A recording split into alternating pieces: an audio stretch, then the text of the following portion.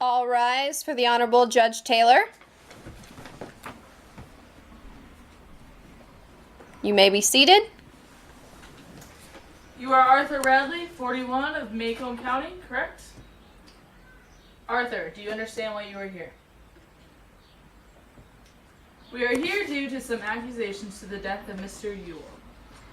Are both sides ready? Yes. Let's move along then. The prosecution will state their opening case, the defense, then prosecution will call their witness, then the defense will cross-examine the witness after the defense is done. The prosecution will then again get the same opportunity. Prosecution, are you ready? Yes, Your Honor. Okay. We are here today to see if a man took another's life. When it comes down to it, he killed a man. Objection! Objection sustained. Jury will disregard the last comment. Continue prosecution. If someone took a life, it does not matter whose it is. They have taken a soul from this earth. It is done and over with. The person's family and life are over. Mr. Radley was at the scene of the crime at the time and was the only person capable of enough force to rip through a man's skin. He has been a part of the society long enough to know that killing someone is illegal and immoral in the eyes of the law and society. Your Honor! Silence. Prosecution, you may continue, but cautiously. Understand? Yes, Your Honor. There is no denying that if someone takes another's life, that one must pay the price. Killing someone is not an accident. It is never okay. Okay. Defense, you may proceed. Everyone at the scene was obviously too shaken up to see what happened. Whatever they saw was due to fear. Now, there is no possible way that we are certain of who killed Mr. Ewell. So, ask yourselves, is it worth sending an innocent soul to prison? Mr. Radley is a nice young gentleman who did what he could to save his friends. Find it in your hearts to see that anything before you proves nothing other than that he was present. In the case that you do in fact find him guilty, then ask yourselves, why? Why would someone like Mr. Arthur Radley arrive to the point of murder? You will proceed to your first witness. I call Jean Louise Finch to the stand.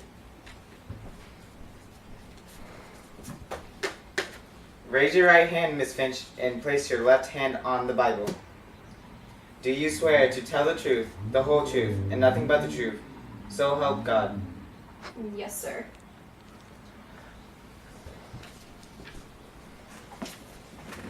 Miss Finch, for the courtroom, may you state your full legal name, age, and relation with Mr. Radley? Jean Louise Finch, 9, neighbor and friend. Friend? Yes. How many times have you met Mr. Radley in person before the night of the incident? None before the incident, ma'am. And how many times have you held a conversation with the defendant before the night in question? None, ma'am. So then, how is it you call him your friend? I don't know. I consider that we have a friendly relationship, therefore we are friends. And either way, he has no one else, so I'm his only friend. Alrighty then. On the night in question, how did you know that Mr. Ewell was following you? We heard something in the woods, a noise that sounded like something was following us. We yelled because we thought it might have been Cecil Jacobs, but when we yelled his name, he didn't come. That's when we knew it wasn't him. We knew, however, that Mr. Ewell had threatened to hurt Atticus somehow, and that could have included hurting us. What do you mean when you said we? Me and my brother Jem. He was with me when it all happened. Did Jem know it was Mr. Ewell, or why Mr. Ewell was there? No, he was out of it before he ever knew what was going on. And how did you know that this stranger was trying to harm you, rather than just being another person walking home? He was just following us all creepy like. Then he came at us and attacked us. It was hard to tell what was going on. So were you afraid, then, that someone was following you? Objection, Your Honor, badgering the witness. Objection sustained. Move on. How scared would you say you and your brother were that night? Real scared. We couldn't see nothing. So is it possible for some of your memories of the night to be disordered or messed up? I guess. Yes or no, Miss Finch? It's an easy question. Yes, ma'am. Thank you, Miss Finch. That is all. Your witness defense. Thank you, Your Honor. May I call you Scout? Yes. Okay, Miss Scout. How would you describe your own levels of intelligence and understanding? I learned how to read before anyone else. You seem very proud of that. How'd you learn to do that?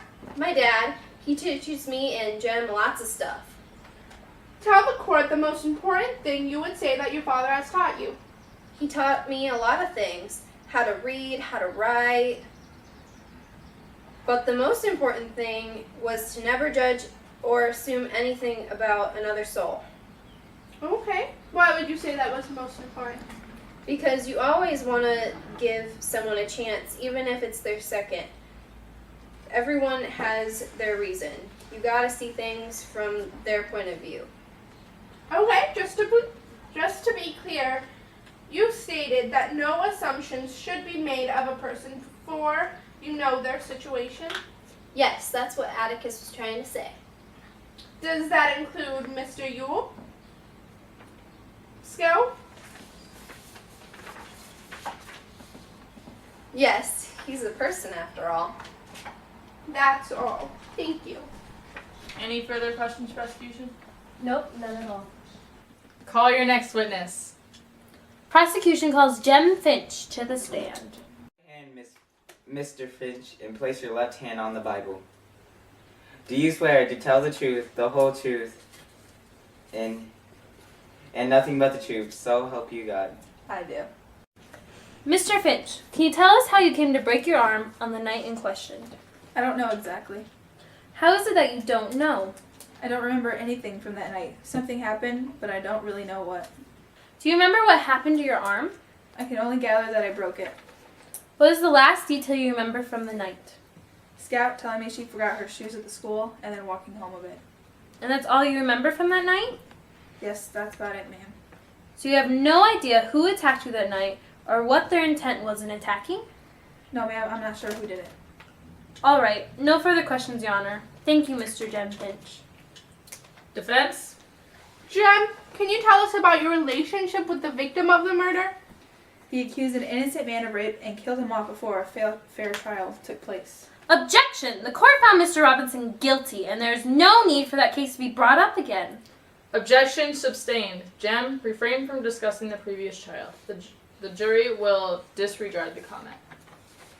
Scout stated that you told her that someone was following you too. Is this true? I vaguely remember that, but yes. Did you know that it was Mr. Ewell who was following you and Scout? I did think it was a possibility, but I didn't want it to be him. He threatened Atticus already, and we were scared of him. Did you think he would hurt you? Not before I thought it could have been him following us. I thought he would hurt Atticus, but then I started thinking we are the most important people in Atticus's life. He would be here to hurt us, or he could be here to hurt us. So, you and Scout were both scared that a mysterious man, possibly Bob Ewell, was there to hurt you or possibly even kill you. Please call your next witness to the stand. The prosecution calls Mr. Heck Tate to the stand. Mr. Tate, and place your left hand on the Bible. Do you swear to tell the truth, the whole truth, and nothing but the truth, so help you God? I do. Mr. Tate, please describe in your own words what you saw that night. Well, Atticus Finch, Scout and Jem's father, called me up late Halloween night saying something about his kids had been attacked. I went over to investigate where all this had happened.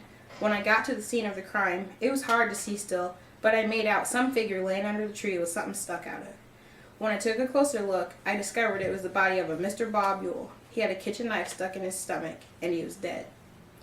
Do you know how the victim acquired the kitchen knife? I suppose he picked it up out of one of the garbage piles out by his house. Why, if Mr. Ewell had purposely set out to kill or harm the Finch children, would he have only grabbed some random kitchen knife? I guess the plan was a quick one. Do you believe that Mr. Ewell was planning on murdering the children? Yes. Do you believe it was Mr. Radley who murdered him? No. So how do you think Mr. Ewell ended up dead that night? He fell on his own kitchen knife. Could you please show the jury how he possibly could have done that? Yes, like this. Where did you get that pocket knife you're using to demonstrate with, Mr. Tate? I picked it up off a drunk man in town earlier that day. Wouldn't it make more sense for Mr. Ewell to have used a pocket knife to harm the children rather than a kitchen knife? Objection. Leading the witness. Objection sustained. Prosecution continue. I have no further questions. Defense, you may now question the witness. Thank you, Your Honor. Mr. Tate, earlier you said that Mr. Ewell's plan was a quick one. Objection, Your Honor. Leading the witness. Overruled. The defense hasn't even asked a question yet. Continue with your question. As I was saying, you stated that Mr. Ewell's plan was a quick scheme to hurt the children. In what condition did you find Mr. Ewell's body that night? Well, ma'am, apart from being dead, he did have the heavy stench of whiskey on him. Would that then lead him to making quick and illogical decisions if that stench was present the moment you found him? Yes, it would. The whiskey would have made him think unclearly, and he would have not had the capacity to pick up a switchblade instead of the kitchen knife. Okay, and aside from making that poor decision, would Mr. Ewell have been able to keep himself upright if he decided to run or even walk? No, ma'am. I saw him stumble around before in town, and also not being able to pick up himself up afterwards. Objection, Your Honor. That has nothing to do with the case. Miss, what point do you have in that questioning? I can explain with the last question. May I ask Mr. Tate the last question? Let this be your last question. Thank you, Your Honor. Since you saw him stumble around before and he picked up a rigid knife that night, would that have led to Mr. Ewell to stumble when he ran for the children and stab himself once he landed on the ground when under the influence of whiskey? Yes, ma'am. That would be the case. He would have tripped over himself due to the whiskey, and when he landed, the knife pierced him through the rib cage when he tried to break his fall with his arms. Thank you, Mr. Tate. That's all, Your Honor. Prosecution, call your next witness. I have no further witnesses, Your Honor. Defense, call your next witness. Defense calls Mr. Arthur Radley. Raise your right hand, Mr. Radley, and place your left hand on the Bible. Do you swear to tell the truth, the whole truth, and nothing but the truth, so help you God? Yes. Mr. Radley, can you tell the court today why you have decided to seclude yourself from society? I never had a place in it. Okay, can you tell the court about your relationship with the Finch kids? I am their friend.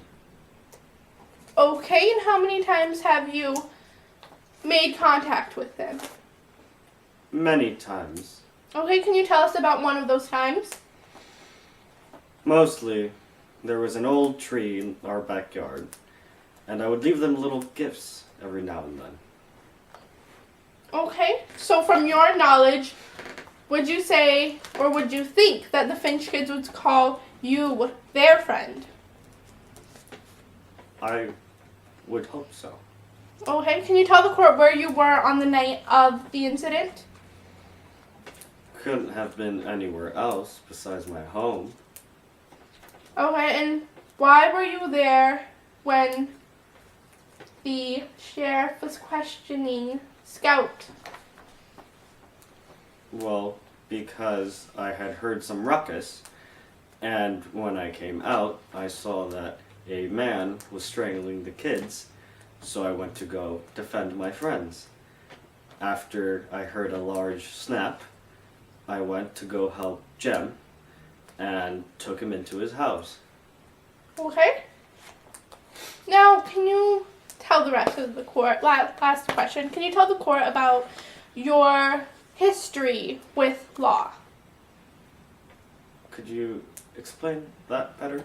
Okay, have you ever been in a courtroom setting? Have you ever had another trial, or have you been in jail? before? So many years ago. Okay, do you think you could tell the court about it? Or is that going too far? That would bring back terrible memories. Okay, Your Honor, defense rests. Prosecution, your witness. Mr. Radley, would you say you are fond of the children? Yes, I was. If the children were being attacked, would you help the kids? Yes, why not? Could it make sense that Mr. Bob Ewell would attack the children? From what I've heard, he did threaten Atticus. Did you kill Mr. Ewell? Objection. Badgering the witness. Objection sustained. Your Honor, no further questions. Defense, any further questions? No, Your Honor. Let the jury proceed to deliberate.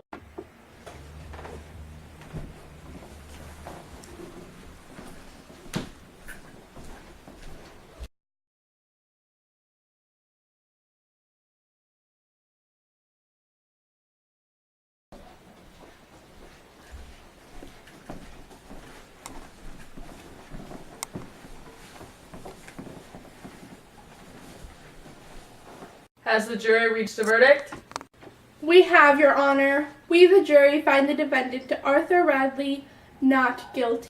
You, Arthur Radley, are found not guilty of the murder of Bob Ewell. You are free to go.